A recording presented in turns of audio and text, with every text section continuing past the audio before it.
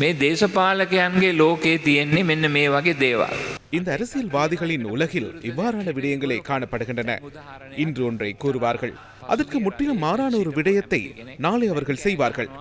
ஒரு உதாரணம், கடந்த அரசாங்கம் ஒன்றில் அமைச்சராக இருந்த ஒருவர் தற்போது ஜனாதிபதி நீதிமன்ற தீர்ப்புகளை தானே அறிவிக்க ஆரம்பித்து நீதிமன்றத்தை அவமதிப்பதாக கூறுகிறார். அன்று அந்த அமைச்சர் இருந்த அரசாங்கமே எமது முன்னாள் பிரதம நீதியரசர் மீது பொய் குற்றச்சாட்டுகளை சுமத்தி வலுக்கட்டாயமாக அவரை பதவியிலிருந்து நீக்கியது. அந்த சந்தர்ப்பத்தில் அதற்கு ஆதரவாக அவரும் வாக்களித்தார்.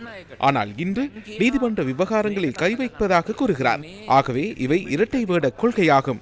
முன்னர் ஒரு காலத்தில் இந்த பாராளுமன்றத்தின் ஒரு தரப்பினர் மறுதரப்பினரை பார்த்து திருடர்கள் திருடர்கள் திருடர்கள் என கூறினார்கள்.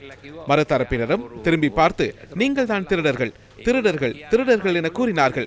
அப்படி என்றால் ஒட்டுமொத்தமாக பார்த்தால் அனைவருமே திருடர்கள் தான். அவர்களாகவே தங்களை திருடர்கள் என்று கூறிக்கொள்கிறார்கள். நீதிமன்றம் எப்போதும் சுதந்திரமாக இயங்க வேண்டும், அது உண்மைதான். ஆனால் அதனை ஒவ்வொரு அரசியல் கட்சியும் செய்ய வேண்டும். அரசியல்வாதிகள் குறைந்தபட்சம் தாங்கள் அணியும் ஆடைகளுக்காவது மதிப்பளிக்க வேண்டும். எனவே வெட்கமற்ற செயல்களை செய்ய வேண்டாம். தான் நடைமுறைப்படுத்தாத ஒரு கொள்கையை பற்றி இப்போது வந்து போதனை செய்ய வேண்டாம், அது தவறானது. நாம் நீதியை பின்பற்றுபவர்களாக இருக்க வேண்டும்.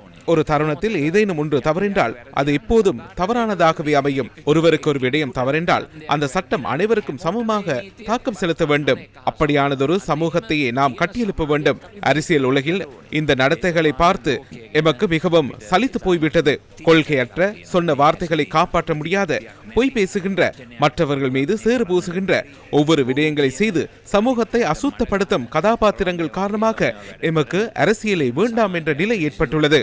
චරිත නිසා අපිට දේශපාලනය එපා වෙලා තියෙන තත්ත්වයට ඇවිල්ලා තියෙනවා.